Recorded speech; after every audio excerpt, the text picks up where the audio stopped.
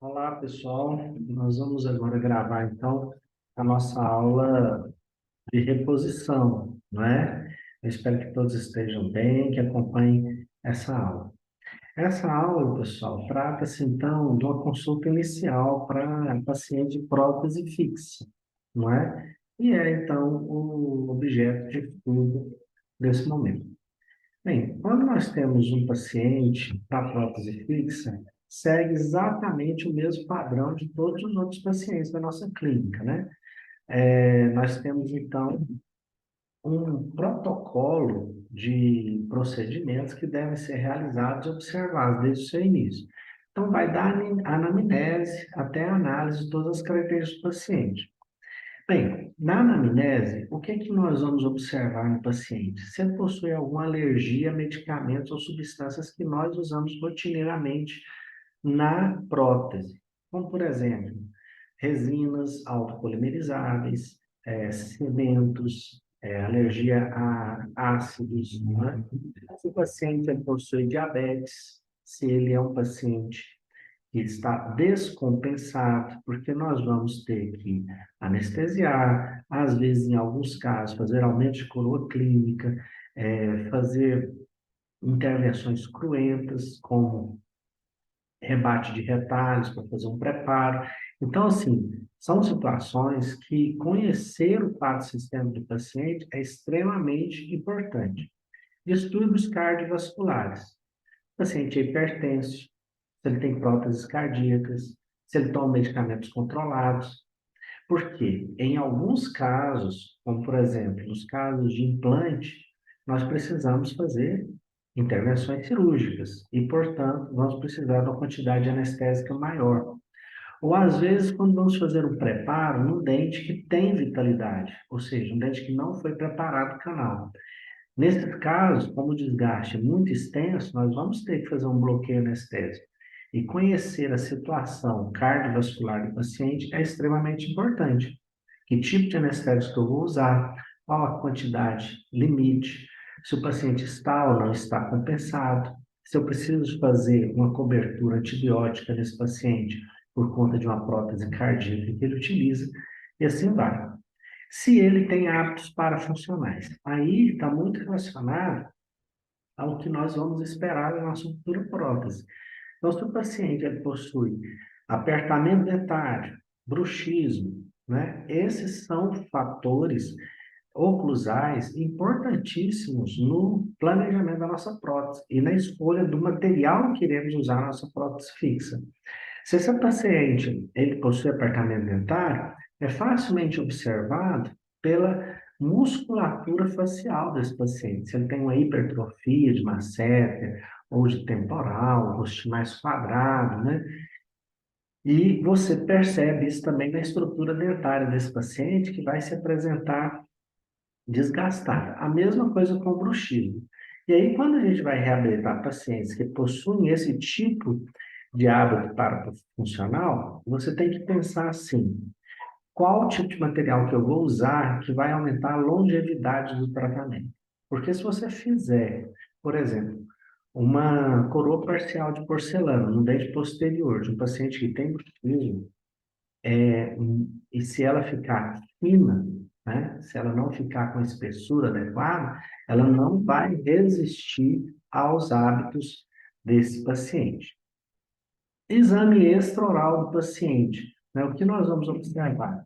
Qual o aspecto facial desse paciente, se ela apresenta alguma hipertrofia muscular, né? Se ele tem queda de lábios, se ele vai apresentar quelite angular através desse dado, você já percebe se ele tem perda de dimensão vertical ou não, se você vai precisar aumentar a dimensão vertical desse paciente, qual é o suporte de lábio desse paciente, se os dentes estão adequadamente posicionados, né? Se eles são vestibularizados, se eles são lingualizados, se há diastema, se não. Qual é a linha do sorriso desse paciente, se aparece muito dente, pouco dente, se aparece gengiva, se a gente vai pensar numa possibilidade de reabilitação daquele sorriso gengival, exame das articulações temporomandibulares, né? Como que elas estão funcionando, se há estalido, se há desvio, e avaliação da musculatura, se tem dor muscular, se ele apresenta algum distúrbio oclusal que possa ser de relevância para o sucesso do meu tratamento.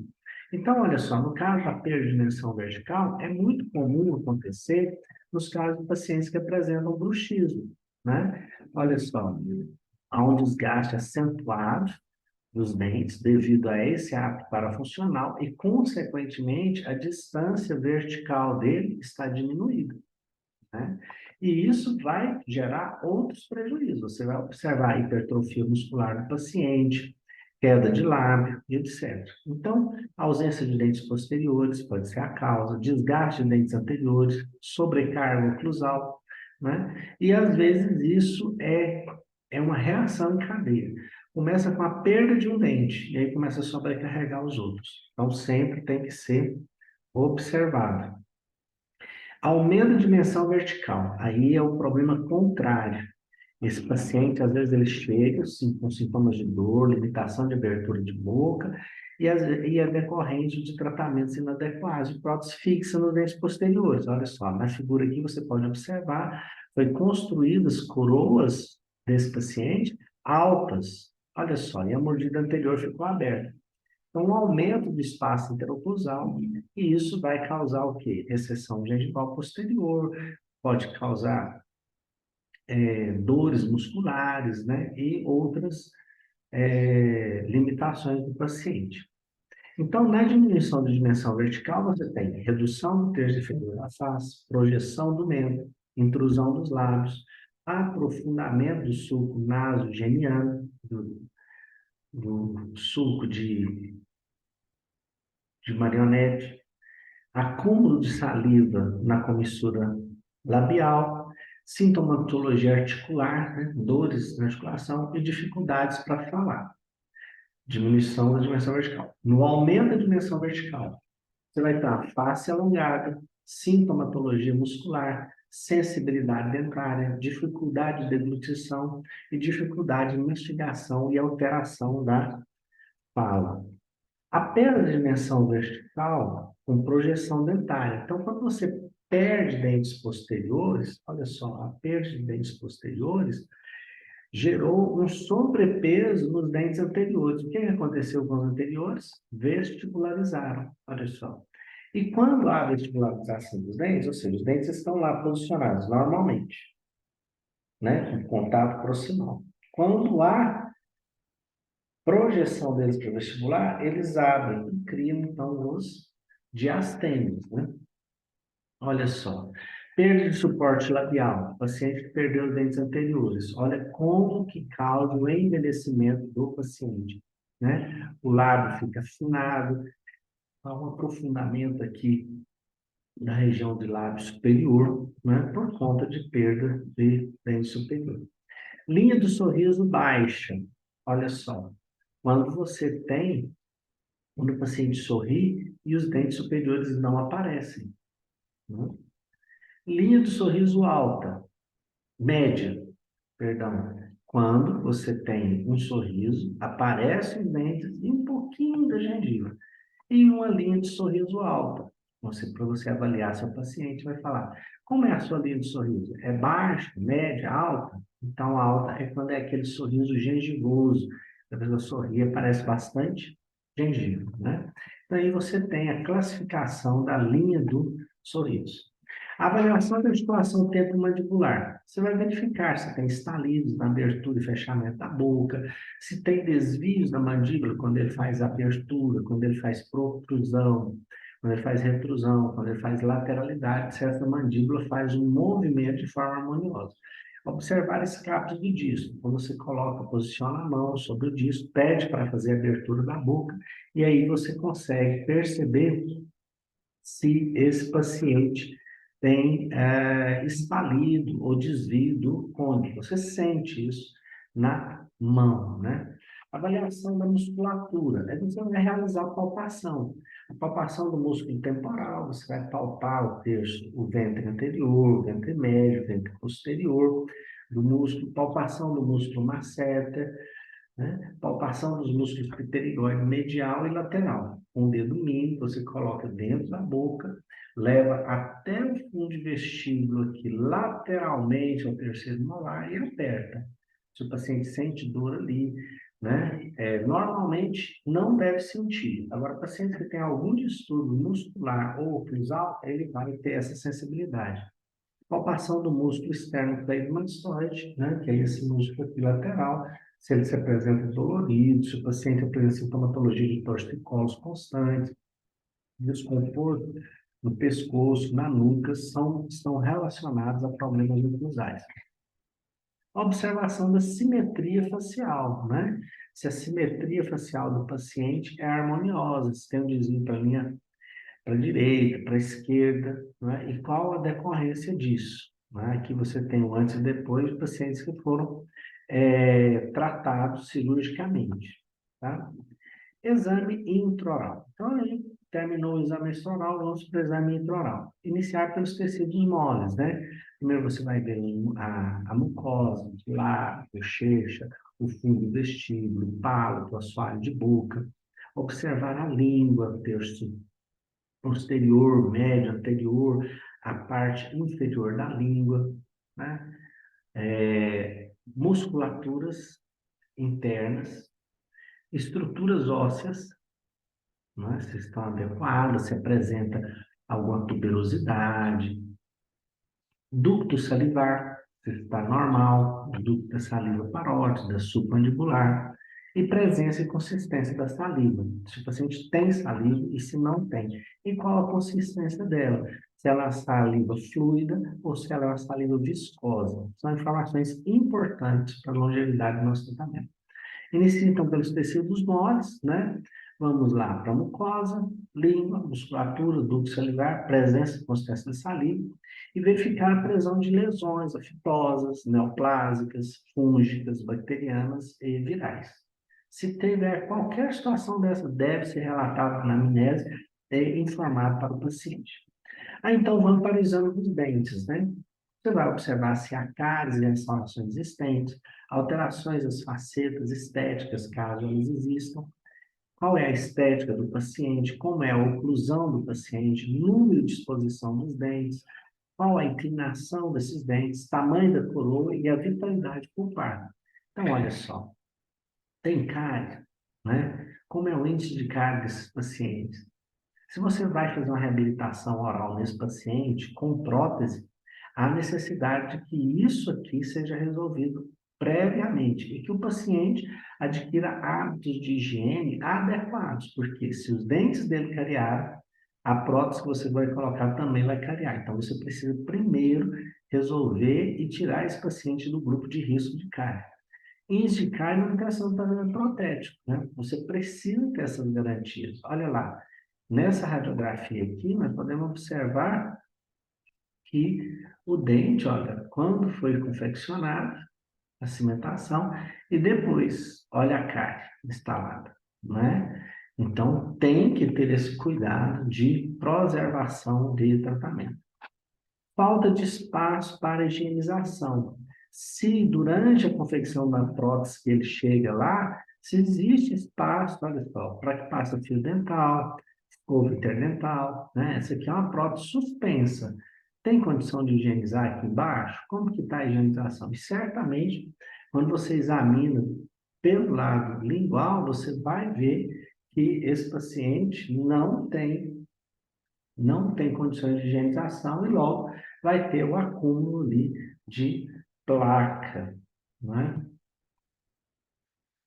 Seguindo aqui, olha lá, o espaço para higienização, para passar a escova interdental, para passar a escova, o fio, a escova interdental, o fio dental, né? Nessa radiografia eu voltei aqui para falar a respeito de relação da prótese com a gengiva, né? Precisa ser adequado, não pode estar apertando a gengiva, não pode estar folgada, né? Tem que estar justa prótese. Se tem desajuste cervical, né? Se essa prótese está bem adaptada, olha só, ela não está bem adaptada, olha, tem infiltração aqui, não é? E nesse local aqui há acúmulo de placa, olha só. Então, quando vai confeccionar a prótese, essa adaptação tem que ser perfeita. Perfil de emergência das próteses, como é que ela surge da gengiva? Perfil de emergência é essa curvatura aqui, ó, né? Que apresenta cada dente. Então, como que ele emerge lá da gengiva? O perfil de emergência. Tem que ser observada a sua adequação e se esse perfil de emergência está protegendo a gengiva. Olha só, que é adequado aqui, né? E tem condições de higienização.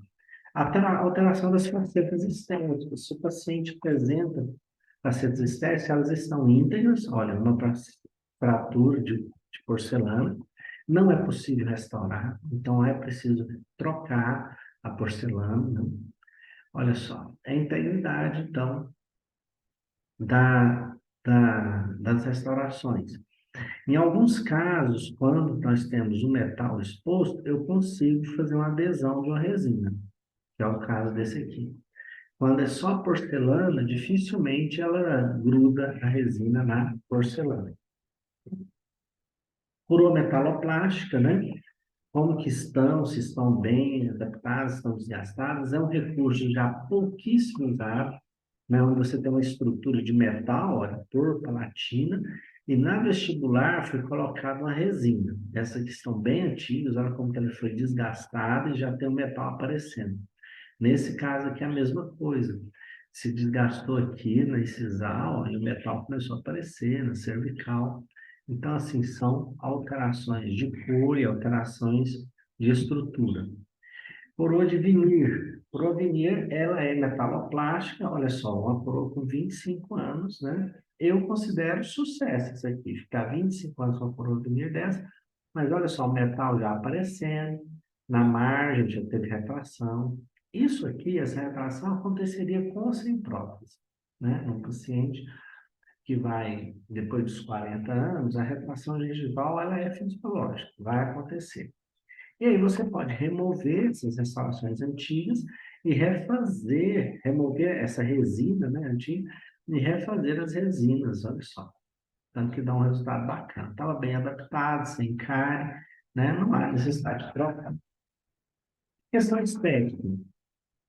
Ter clareza da expectativa do paciente em relação ao tratamento. O que ele espera do seu tratamento? Isso é muito importante, você saber o que ele vem sonhando, para dizer para ele, olha, isso é possível, isso não é possível. Discussão do caso sobre quais são essas possibilidades reais de reabilitação, a questão da cor, da forma, tamanho, textura dos dentes, se ele tem uma linha média já desviada, isso é difícil de ser resolvido, fundo escuro da boca, se isso existe ou não. Então, é necessário você discutir isso. Corredor bucal, se ele está bem definido, né, que é esse espaço entre os dentes e a bochecha, grau de abertura das ameias incisais, né, para higienização, plano oclusal, se há necessidade de mexer na oclusão, se é necessário um tratamento ortodôntico antes, qualidade do tecido gengival e a idade do paciente. Então, aqui um caso clínico, né, onde foi realizado o preparo dos dentes antes, como era antes, olha só, foi removida, foi feito o preparo dos dentes, veja que a prótese antiga dela apertava a gengiva, então tatuou a gengiva dela, olha só, tem uma tatuagem aqui, né, modelando a gengiva, isso aqui não é adequado, deve ter um espaço aqui para ser higienizado, foi retirado, foi feito o preparo desses dentes, né, provisório, e agora, depois da cimentação dos definitivos, com a naturalidade, olha só, saúde gengival, principalmente devolução da saúde para o paciente. O exame da oclusão, né, esse exame da oclusão, ela iniciou lá no exame extraoral, e agora vem para o exame intraoral e você vai observar se tem mobilidade ou perda de suporte ósseo, contatos oclusais exagerados, deslocamento de retentores, né, de dentes que são retentores de prótese, eles se deslocaram. Reabilitação realizada vai ser realizada no máximo intercuspidação habitual, ou seja, do jeito que o paciente morde, ou eu vou ter que fazer uma reabilitação da oclusão dele para levar ele em relação cêntrica. Então, isso são detalhes importantes que devem ser observados anteriormente ao início do tratamento. Verificar a existência de hábitos parafuncionais, se ele tem bruxismo, se ele tem apertamento dentário. Então, observação clínica da oclusão. Olha só, o paciente ele é bruxômano, eu vou fazer uma reabilitação nele, a primeira coisa que eu preciso fazer é proteger isso aqui. Vamos para uma placa meio relaxante e depois vamos construir aí, olha só, a reabilitação desse paciente. Olha só, 12 elementos dentários, 12 elementos dentários, unitários, todos em prótese metalo-cerâmica. É uma observação de que a reabilitação ela depende de um bom planejamento e de observação de todos esses detalhes da oclusão, né? Qual é o número, a disposição dos dentes remanescentes no ar? Isso é mais importante, assim, observar quais os dentes que estão presentes e qual a estrutura desse dente. Se ele tem condição de suportar o peso da mastigação. Planejamento e distribuição dos dentes pilares, observar como são as forças resultantes da prótese, como isso vai se comportar depois de pronto. Porque às vezes você faz uma prótese grande, com 4, 5, 6 elementos fixados em 3 pilares, mas os pilares não têm saúde suficiente para suportar tanto peso. Aí você vai fazer a prótese, isso vai perder. Então, é necessário ter um cuidado, e existe uma tabela de cálculo, né? Quanto que cada dente suporta. E aí isso precisa ser observado na hora do planejamento. Na esplintagem de elementos dentários, é sempre bom que um dente de cada grupo participe como dentes pilares, ou seja, que tenha dentes anteriores, que tenha dentes dos pré-molares, que tenha dentes dos molares, né? Isso é importante. E qual é a inclinação desses dentes? Olha lá, quando eu vou fazer um planejamento, eu devo preocupar qual é a disposição, qual é a força resultante, como é que essa prótese irá se comportar, né? Qual é a inclinação dos dentes, se ela é acentuada, se ela é possível fazer uma prótese sobre esse dente que vá ter entrada e saída da prótese para a trova, etc. Isso, com o tempo, vocês vão ter maior clareza sobre esses detalhes, né?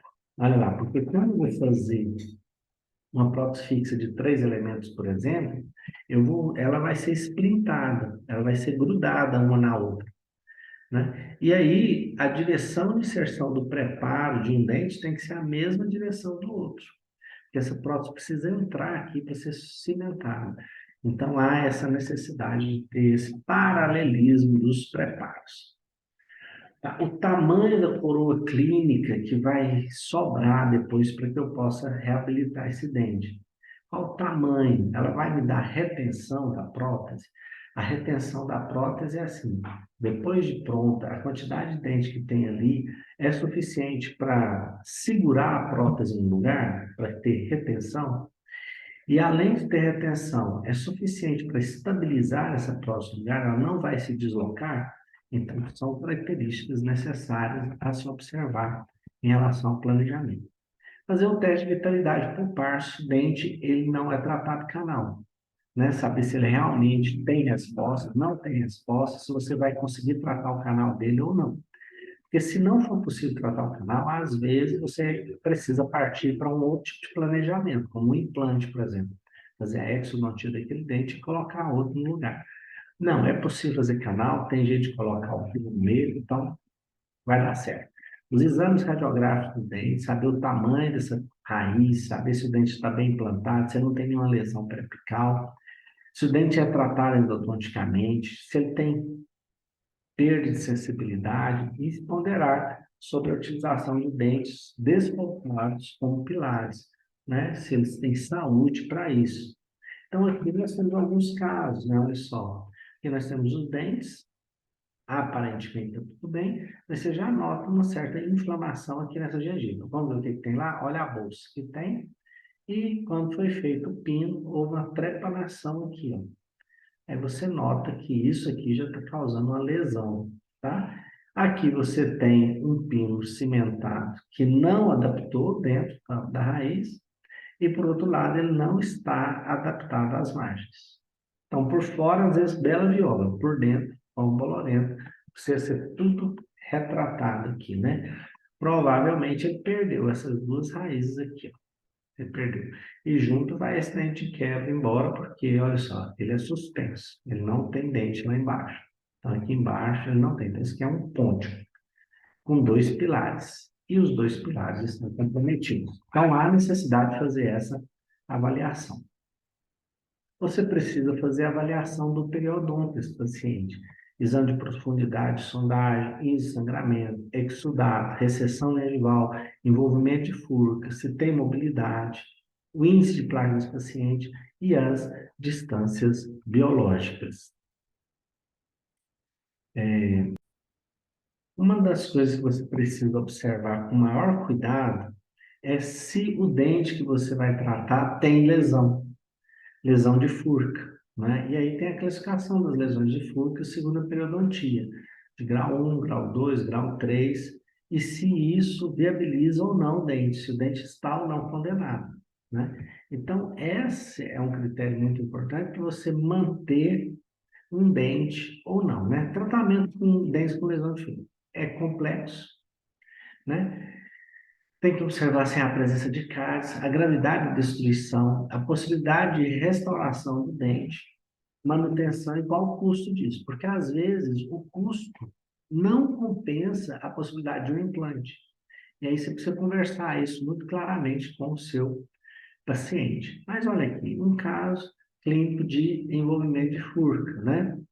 Foi feita, então, a separação do dente, foi removido das raízes, manteve-se a outra, foi feito dois pinos e olha lá, o dente tratado, né? Com uma raiz só. Então, é possível, né? Observar os graus de mobilidade dentária, né? Quais são suas causas, por que esse dente está com mobilidade, e tratar isso previamente à prótese. E observar o índice de placa desse paciente, se é um índice alto, médio, baixo, e se o paciente está devidamente orientado sobre a higienização. Distância biológica é outro aspecto importante para você na confecção das próteses, porque a prótese fixa, ela precisa ficar ligeiramente subgengival e ela precisa invadir um pouquinho o espaço biológico. Perdão, não é invadir o espaço biológico, é preciso invadir um pouquinho o espaço reservado para a bolsa fisiológica do dente, que vai ali de 2 a 3 milímetros. E tem que entrar ali dentro. Quanto? Meio milímetro, para esconder o metal. Então, assim, para esconder o metal, para esconder a linha de cimentação, isso deve ficar, então, subgengival, ligeiramente subgengival. E se esses espaços biológicos estiverem comprometidos, não vai permitir isso. Então, é importante compreender o impacto dos procedimentos odontológicos sobre os tecidos periodontais, sobre a mucosa keratinizada, sobre o subgengival, critério juncional, né? Então, olha só, você precisa observar qual é a distância que você tem, que você vai precisar, quando fizer o preparo, entrar ligeiramente com a restauração para dentro do sulco. E se isso acontece no sulco que já está comprometido com a doença periodontal, o resultado vai ser péssimo, né? Essa gengiva vai retrair, possivelmente vai aparecer a linha de cimentação, o que é extremamente desconfortável para o paciente. Perfeito? Exame da área desdentada, ver quais exigências estéticas, quais as características da borda, necessidade de correção cirúrgica, se tem excesso de gengiva, se não tem, se tem osso sobrando, precisa tirar, né, ajustes, né? Se tem reabsorção óssea e a altura e espessura do osso. Então vamos lá, olha só. Correção da área desdentada, né? Aspecto da reabsorção, do rebordo alveolar, nessa situação torna-se necessária a realização do enxerto. Olha só, você vê que estava bem deprimido, ó. Depois do enxerto ficou excelente, né? Exames radiográficos, observar lesões ósseas, lesões residuais, raízes residuais, corpos estranhos, se tem quantidade e qualidade do osso, anatomia radicular do dente que vai receber a prótese, qualidade do tratamento endodôntico. Se houver qualquer dúvida em relação a isso, naquele dente que você está tratando, precisa ser resolvido antes de você fazer sua prótese. Porque se você fizer a prótese num dente que ainda tem alguma patologia, vai comprometer sua prótese. E aí, na verdade, você passa a ser responsabilizado, né? Então, fazer um bom exame radiográfico, de radiografia panorâmica, radiografias peripicais daqueles dentes que serão tratados, e, se necessário, pedir uma tomografia, tá? Modelos de estudo, né? Que são importantes para prótese, para planejamento, às vezes, para fazer um mock-up, e, na verdade, a qualidade desses modelos durante todo o tratamento, né? E a montagem em articulador semi-ajustável quando a reabilitação envolver mais de 3 dentes. Então, assim, para prótese unitária, eu não recomendo, não indico o uso do articulador semi-ajustável. Mas para a confecção de 4, 5 próteses na mesma boca, aí é necessário. É importante você montar no ASA, né? E esse planejamento, fazer um bom planejamento, avaliar o número de dentes, os remanescentes, se, se tem alguma patologia envolvida, né? Todos esses aspectos são muito importantes. Pessoal, a nossa retomada e a nossa revisão é essa, né, da reposição, e nós estamos deixando a bibliografia dessa aula disponível no Aba, juntamente com essa aula, e os exercícios para que vocês resolvam, tá bom? Muito obrigado e fiquem com Deus.